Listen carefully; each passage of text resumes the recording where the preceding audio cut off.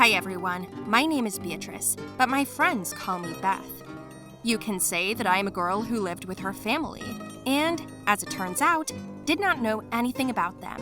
Have you ever heard of such a thing? The funniest thing is not about how my mother and father hid all these juicy details 14 years after my birth, but what is more interesting is how they managed to hide it for all these years.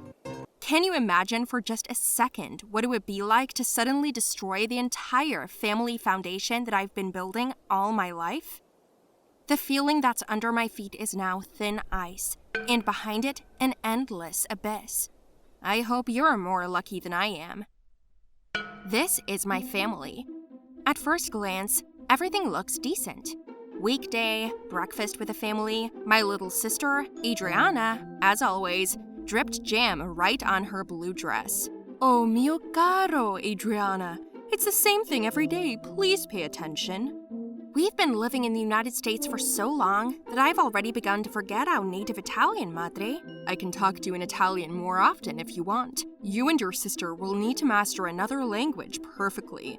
Colpa nostra, dear. Yes, it's our fault that our girls don't know much of their native language, but it's time to fix it. I was thinking, why don't we spend a couple of days back home? Honey, are you serious? My mother exclaimed.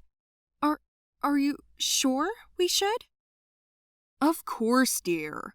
Especially since so many years have passed. We'll spend a few days there quietly, and then we'll come back. I think all of our friends have long since left for other countries. That year, many people left, abandoning their homes. But why, Dad? It was a hard, very hard time. We all had to choose. To stay where we were and put ourselves and our families in danger, or to go somewhere where it was quiet and peaceful. But we had to give up everything. And you gave up everything? Si, caro, my sweet daughter. I had just gotten pregnant with you, and we couldn't take any chances. So we moved here, and we stayed here. And then came Adriana. What did you do before?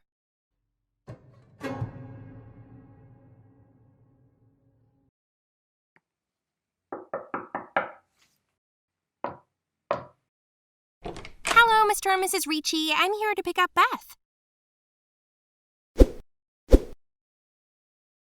Honey, do you really think this is a good idea? To go back to our hometown? Of course, I'm curious myself about how things have changed there. The key word here is change, honey, so don't worry. It's definitely safe now. Almost 11 years have passed since then. I'm done, you know. I know, but what if word gets out that you're in town? Maybe they'll be reminded of us, and then we'll have to hide again. What are we going to tell our daughters? That people were killed? Someone's parents? It's just to protect our family. At the cost of the lives of others. We had no choice. And I swear, Domenica, if I had to destroy anyone again for your sake, I would do it without even thinking. I know. Just when I remember how we ran, how cold and scary it was.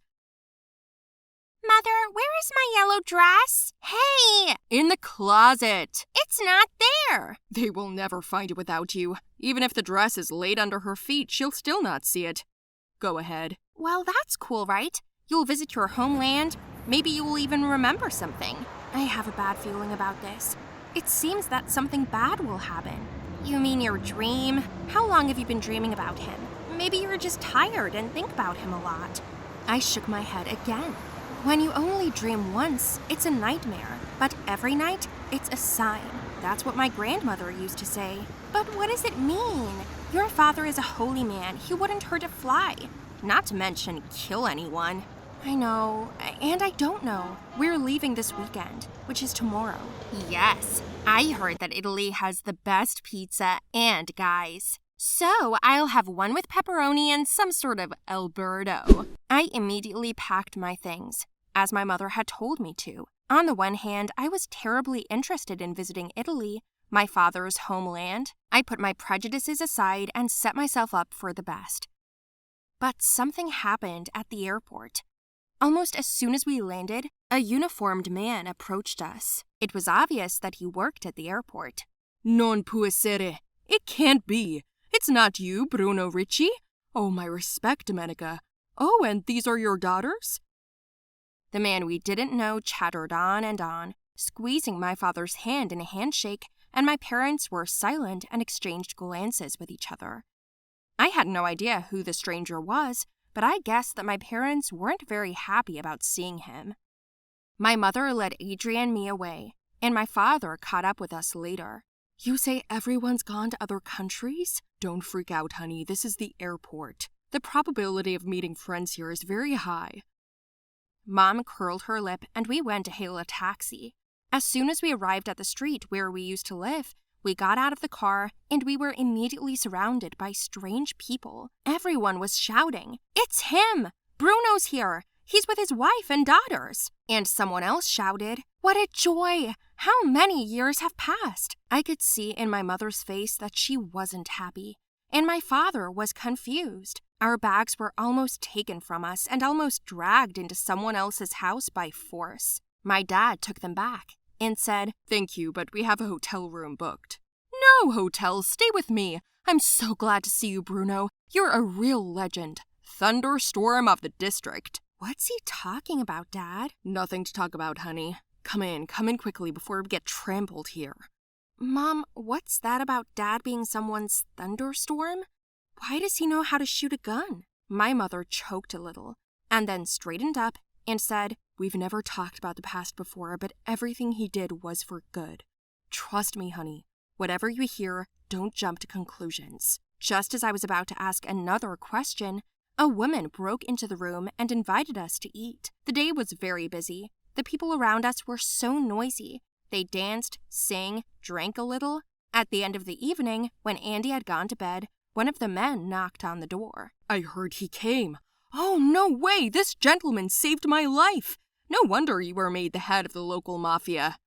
The man came up to my dad, squeezed his hand tightly in a handshake, and shook, and spoke very much, apparently from excitement. He went on to say that my dad had made a great leader, and although he killed a lot of people, it resulted in a peaceful life after 11 years. At that moment, I felt uneasy. I seemed to lose myself in his words and felt sick.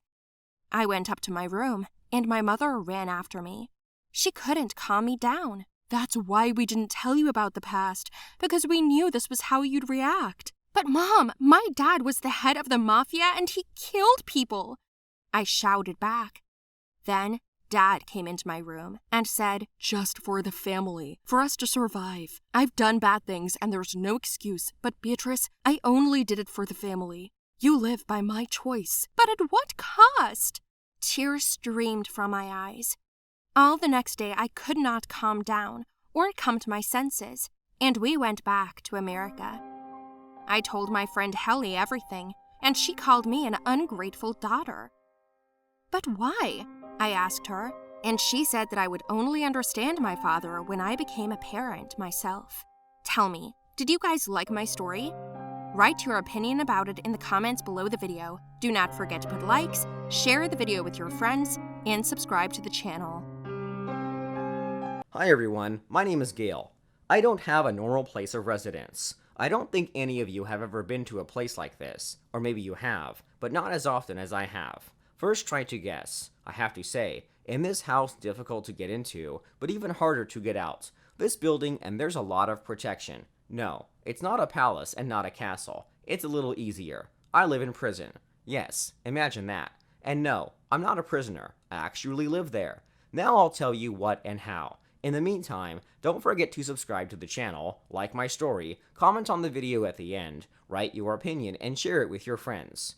So, I can't exactly go into details about where exactly my house is located, but I can tell you I was there and why I live there. My mother's name is Alan, and she got a job in prison a long time ago. Her position was the most common one in the administration, but it tripled her, because she lived not far away and needed a job very badly.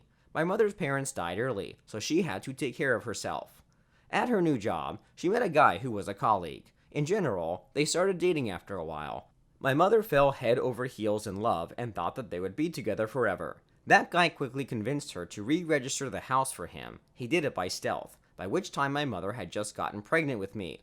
After the deal, he dumped her pregnant, leaving her with nothing. He quickly resold the house, took the money, quit, and left somewhere. My mother, a lonely young pregnant girl, did not know where to go, where to turn, because she was left all alone. My mother was at a loss, and besides, she was very afraid for the child. She didn't want to hurt me, so she did everything not to be nervous. She decided that she would stay in the workplace for the time being. Of course, it was illegal and wrong, but there was nowhere to go. In addition, there were doctors nearby and colleagues at work treated her well. They did not pass her. We tried to help as best we could. 9 months passed very quickly. My mother planned to find an apartment, but did not have time. All the money went to a medical examination. My mother also bought things for me in advance. All these months she lived in one small room. There was a bed, there was light and heat. In principle, nothing else is needed. No one used this room. Only my mother had the keys, which was fine with her. When I was born, my mother was released from the hospital, and colleagues helped her sneak into their house, where we lived with her. It's good that I grew up a quiet kid. Maybe they called me a poet. Gale means calm. I almost didn't cry or scream. Plus, my mother was able to work for some time and continued to receive a salary.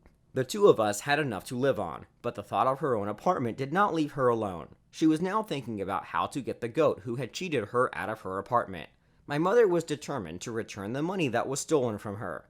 My mother's colleagues loved me at work, and I grew up thinking that this is really my home, that everything is as it should be.